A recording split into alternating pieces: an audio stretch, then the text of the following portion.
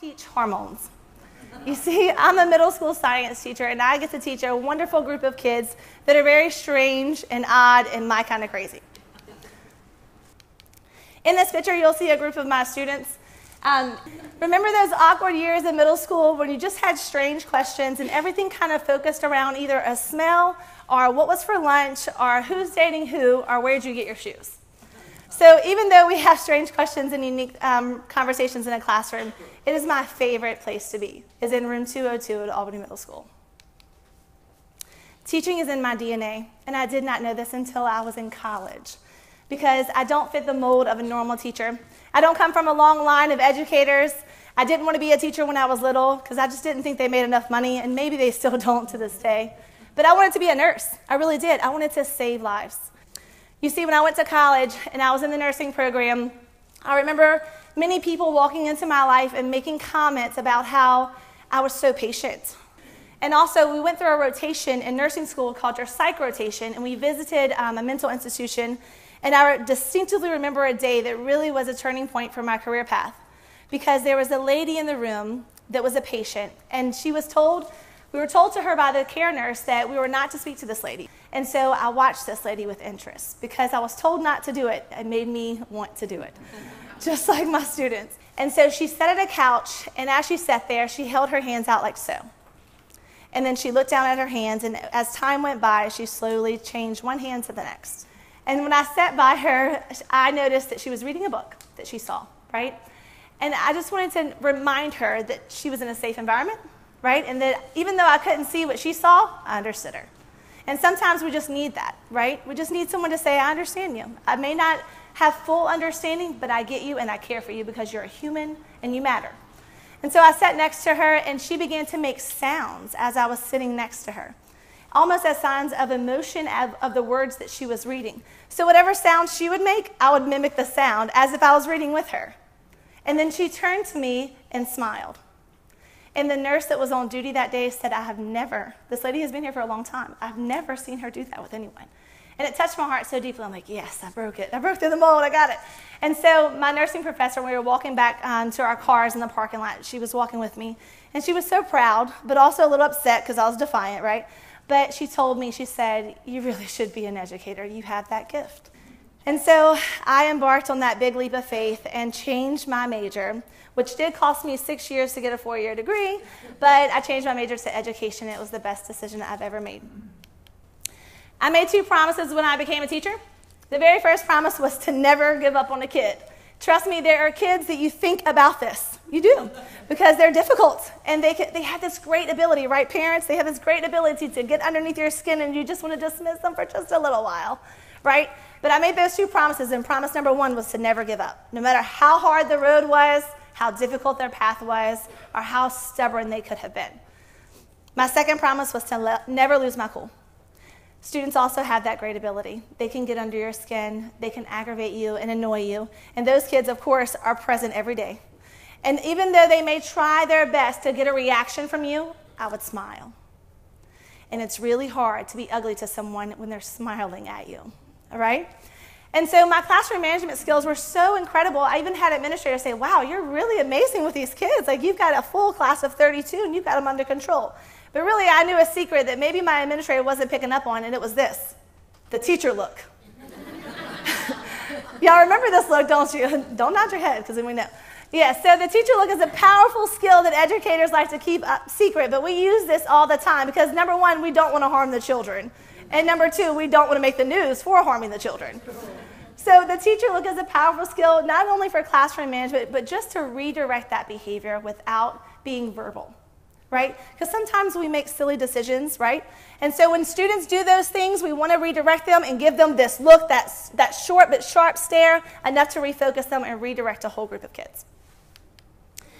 Many times when students have misbehavior, I'm a huge advocate for the idea of underlying causes. There is something going on with that child. Most times, educators, when we see this happening, when we have a child that is a classroom disruption, we tend to get annoyed with that child.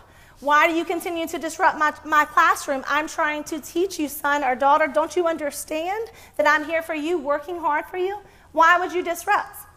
Instead of having those questions to those children, I ask questions that are different.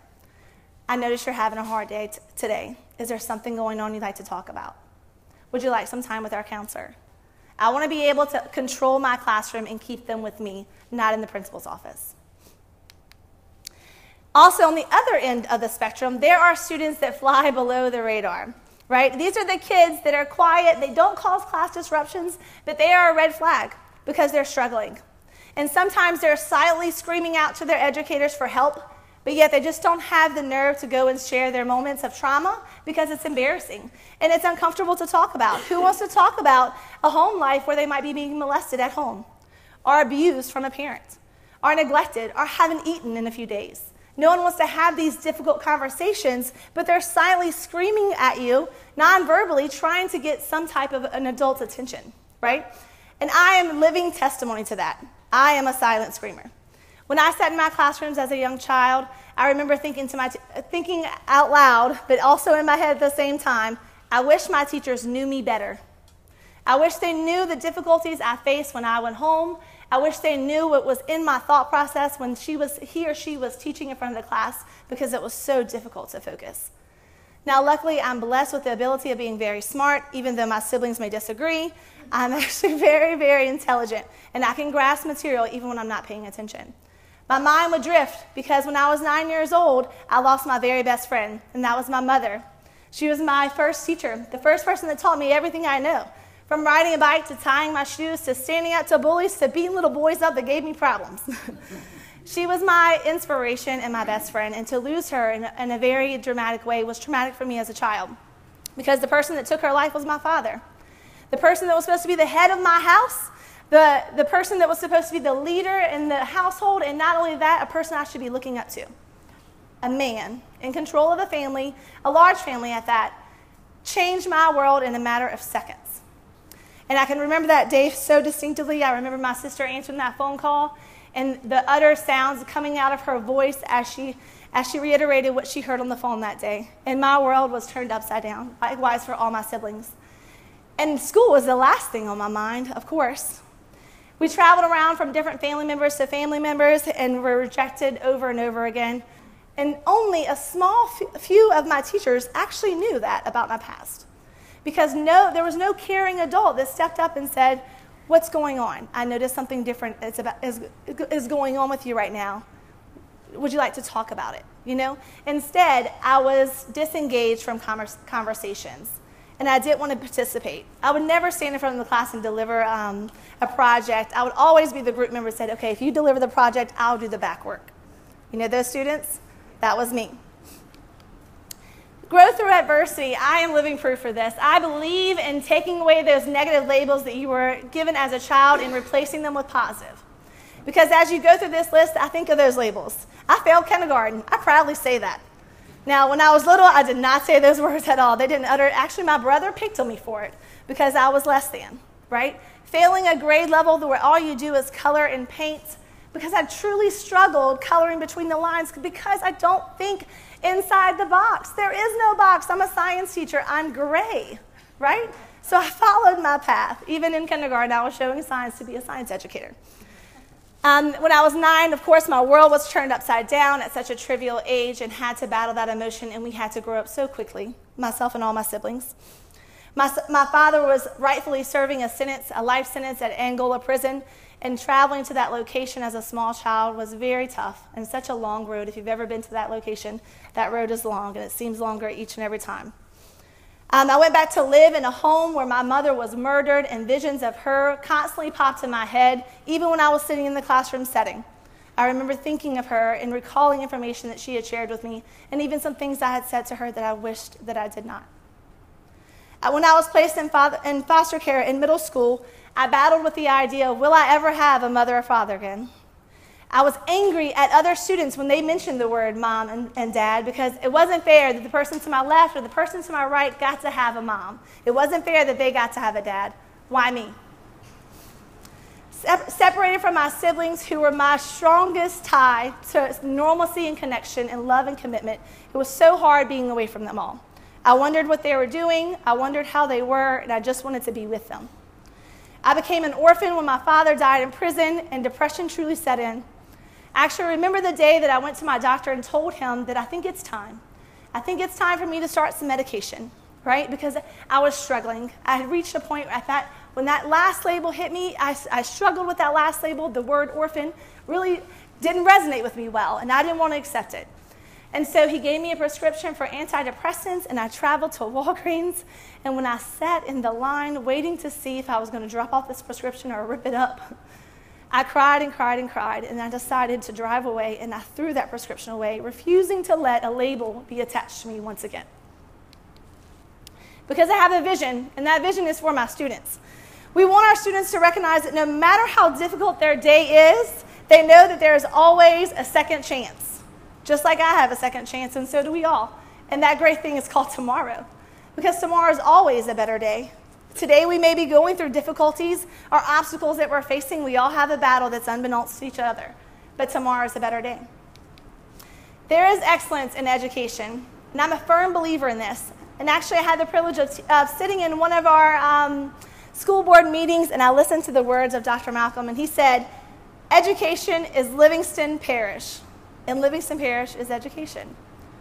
And those words resonated with me because I could plug my name in there, right? Because I'm a product of this parish, and I went through many obstacles as a child, and I had great people instill some light into me and plant seeds in me, but no one ever followed that path to help feed me as I grew. But you know, this great thing called faith has really been my motivation, and God has been steering me through my life even when I felt like no one was there. Because if you look at statistics, 15% of children that go through trauma fall into a lap of depression. 4% of those children follow some type of alcoholic path. Another 4% of those children also follow some type of drug addiction. Another 4% of those children follow some type of sexual abuse or contract a sexually transmitted disease. Those statistics are numbers that I refuse to be attached to my name. And I can gladly say that both myself and my siblings have rejected all those labels. When it comes to education, I'm a huge advocate for having a mindset. And there's two types of mindsets we have in education. And this can even apply to your daily life, whatever your job may be. There's a compliance mindset, and what that means is, am I going to do the bare minimum and just check it off the list saying I did this? Check. I did this? Check. I made sure this skill was mastered? Check. I'm moving on. Or the second mindset is a growth mindset. And that's the mindset I had not only for myself, but also for my students. I don't want them just to master the skill. I want them to achieve the skill and then advance it. I want them to push to the limits. I raise the standards to high expectations, and they exceed the standard because that intrinsic motivation is placed inside of them because I believe in them, each and every one of them. I remind them of how important they are. I replace their labels that they may have been given as a child with words like, you're a scientist, you're an author, you're a historian, you're a difference maker, and you're mine. Tomorrow's leaders are in today's classrooms. Isn't that a beautiful word? Beautiful phrase, rather. Tomorrow's leaders are in today's classrooms. When I look at my audience of my classroom, I'm actually picturing all of you as middle schoolers right now. And so when I look around the room, I love to see diversity. I love to see the idea that some of you may have different positions that play important roles in our communities, and you are students, right? We're continual learners constantly, and my students are just the same. They have a huge role to play in the environment, they have a huge role to play in their communities, and they're going to be difference makers because we're planting seeds in them all across our state. Education was my ticket. It really was. It was my ticket to a better life, a ticket to advance, and to really use my abilities and my gifts to spread back into young people. And I can tell you with a clean heart, I'm so glad I chose to be an educator. Cultivating community leaders. So one of the main things I try to do with my students is not teach them science, actually. I want them to be good members of society. I really do. More than I want them to have proficiency scores on their state assessment testing, I want them to be good members of society. I want them to give back. I want to build a bridge between my classroom and the community. So I cultivate them as a community leader, and we plug in where we can. And this last year, we were exposed to a statistic that broke my heart. And it said that our prisons are using our literacy levels of second graders to predict the numbers of what's to come. So my students wanted to make a difference about that number because we're all about changing statistics in my room. And so we decided to embark on a project called the Community Literacy Project. And as you can see, the students revamped old newspaper stands that were flooded. And we sanded them with the help of other people in this room. We sanded them and painted them, and my students were able to leave their mark. And these stations are full of free books. We brainstormed on where to place them, right? Where are we going to put these to make sure they have access? All parents go to gas stations. And all parents have that ability to say to their child, if their child asks, Mom, can I go get a book? And the second question is always, well, how much does it cost? And if the child is able to read the sign, it says they're free. So then the child can go get a book, and then you have made a huge difference just by putting one book into that child's hand.